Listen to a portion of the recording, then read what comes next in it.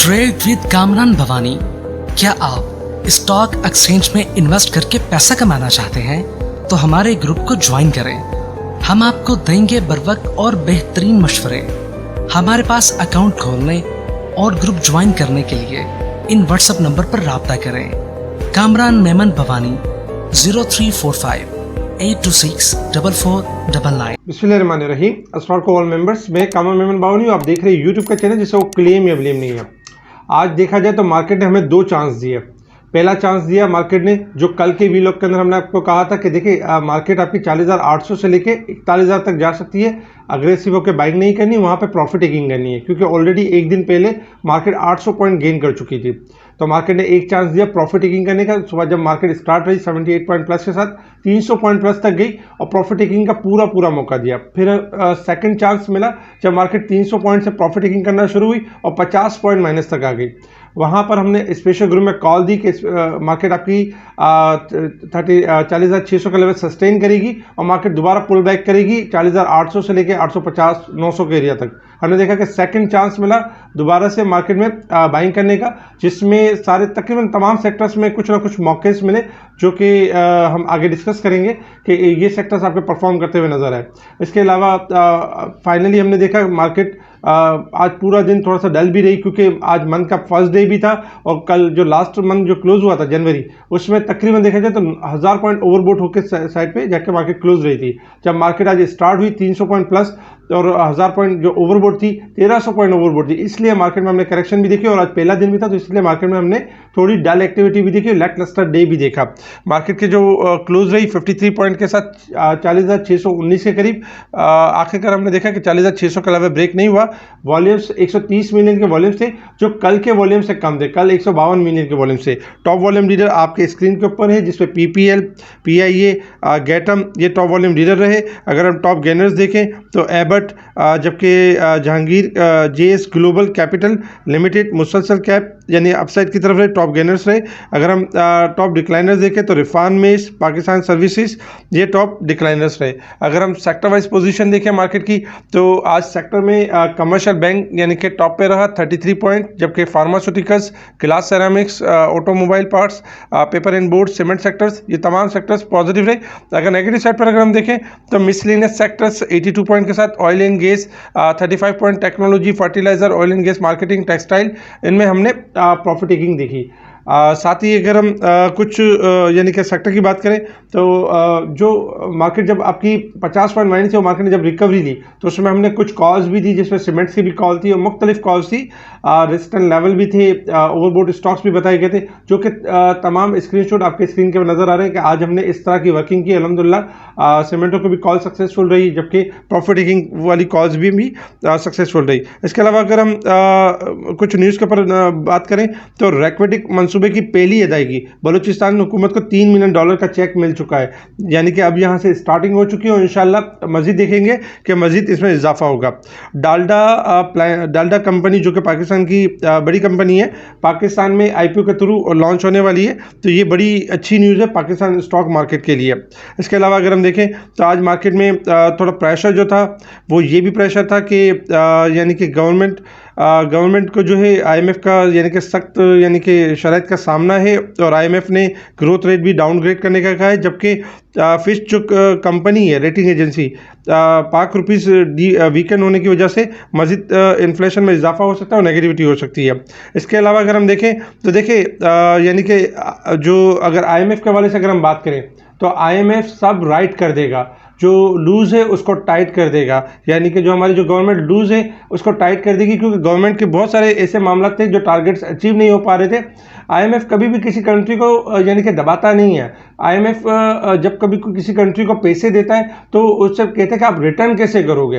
अब अगर मिसाल गवर्नमेंट कहती है कि हम टूरिज्म से करेंगे और पता चलता है कि यानी कि आईएमएफ ये भी कह सकता है कि अगर आप टूरिज्म से करोगे तो आपके तो मुल्क के हालात अच्छे नहीं हैं, तो फिर दहशतगर्दी के मामला थे, दूसरे मामला थे, तो फिर आप किस इस तरह से अचीव नहीं होंगे। फिर वो कहता है कि आप टैक्सेस लगाओ, आप यहाँ से यानी कि सॉलिड जहाँ अर्निंग हो वहाँ से आप यानी कि रिवर्स करोगे।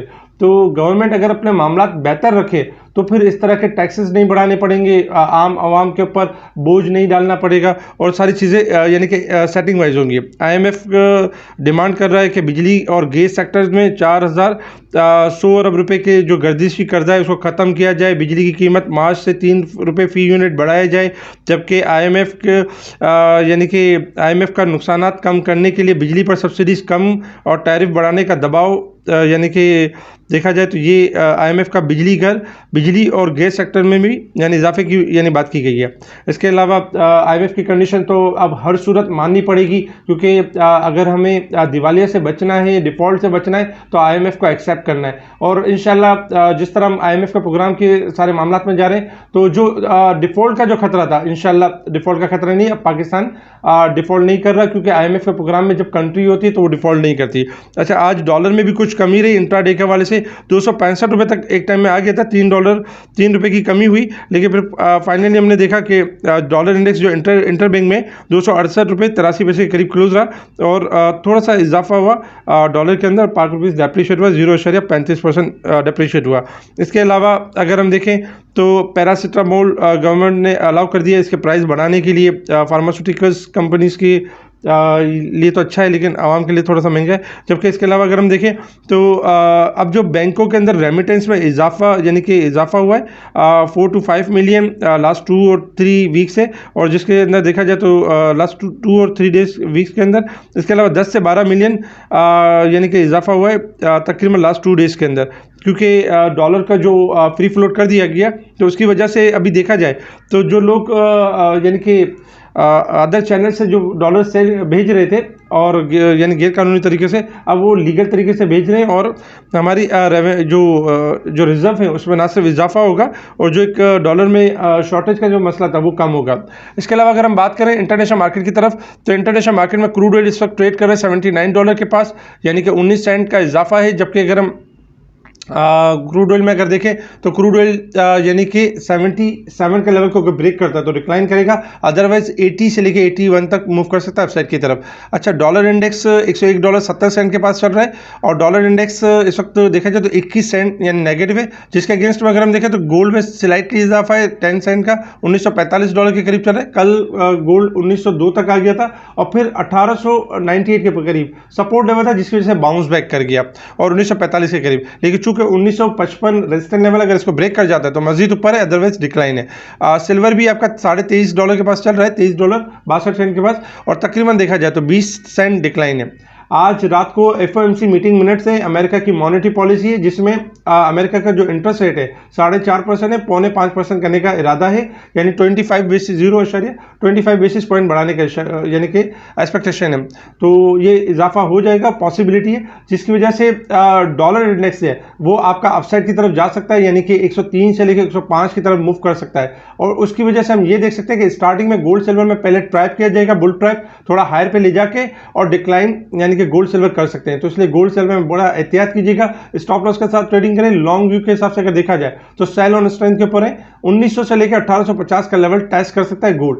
पाकिस्तान में जो गोल्ड होल्ड करके बैठे हुए वो भी एहतियात रखें, क्योंकि डॉलर हाईएस्ट लेवल पे जा चुका है पाकिस्तान के अंदर और डॉलर के अंदर गिरावट एक्सपेक्टेड है, क्योंकि एक्सपोर्टर्स अब डॉलर उनको एक अच्छी प्राइस मिल रही है, डॉलर सेंड करना शुरू करेंगे। और सेकंड नंबर पर अगर देखा जाए तो जो ओवरसीज पाकिस्तानी है जो रेमिटेंस भेजते हैं, तो इन 2 मंथ जो मंथ आ रहे हैं उसमें रेमिटेंस में इजाफा हो सकता है और डॉलर में दबाव दे सकते हैं। तो पाकिस्तान में जो गोल्ड है उसमें भी हम डिक्लाइन एक्सपेक्ट कर सकते हैं। तो कोशिश करें कि गोल्ड और डॉलर पाकिस्तान के अंदर होल्ड ना करें, सेल ऑन स्ट्रेंथ के ऊपर रहें।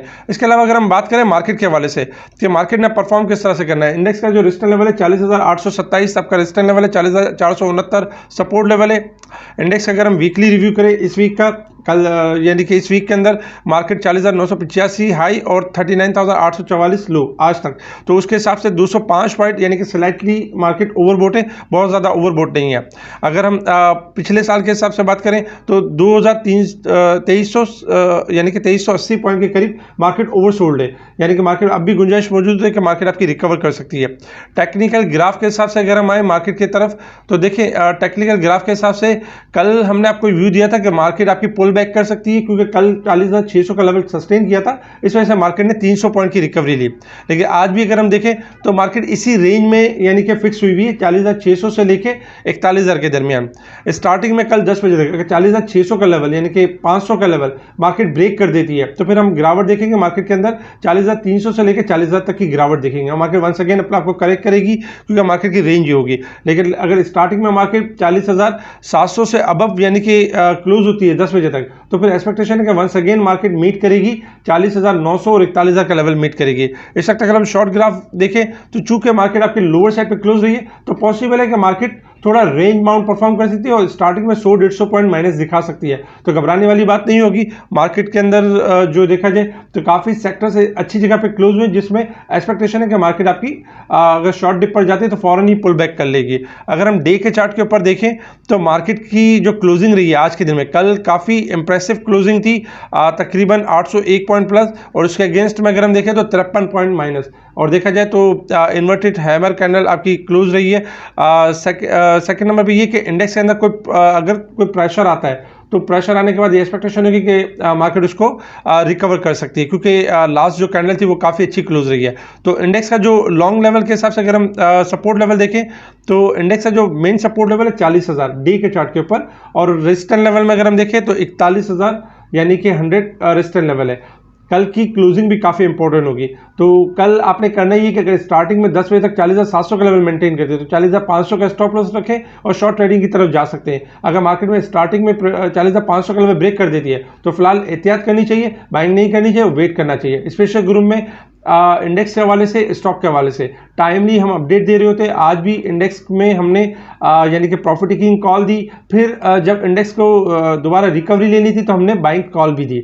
अल्हम्दुलिल्लाह तमाम तर टारगेट्स अचीव हुए, और टाइम बाय टाइम इस इंडेक्स के हवाले से ऑडियो क्लिप्स के थ्रू हम बताते रहे। अगर आप स्पेशल ग्रुप ज्वाइन करना चाहते हैं और स्पेशल सर्विस यानी कि अवेल करना चाहते हैं इंडेक्स के हवाले से, स्टॉक के हवाले से, तो आप हमें ज्वाइन कर सकते हैं व्हाट्सएप ग्रुप पर।